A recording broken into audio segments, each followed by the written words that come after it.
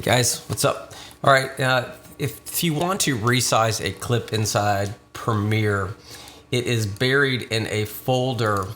I'm looking at a master sequence here that I have, or actually a subsequence as I'm calling them, that has a bunch of 4x3 old clips that I imported into, I just dragged them into Premiere. And I wanted to scale each one, and I can do that if you select the clip and go under Effect Controls Motion, okay? Now, it's going to be confusing because sometimes if you select the clip and you're selecting multiple clips, you can lose that control. Just deselect and then select it again. And under Effect Controls Motion, you can scale each individual clip. I'm going to go to that clip here, and you can see that I'm scaling that clip up. Undo a couple times. Now, if you want to scale a bunch of clips at one time, you're going to want to make another sequence.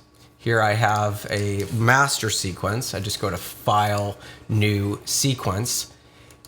And you want to drag in that other sequence with those little files, the 4x3 files. Tell it to keep the existing settings, which means it automatically scales it up as big as it can possibly be. Now, if you want to scale it more, since all the clips are together in one sequence, I can go under the Effect Controls, go under the Motion tab, and under Scale, I can scale that up and I can make a 4x3 film look like a 16:9. Of course, I've lost that other resolution, but that's it.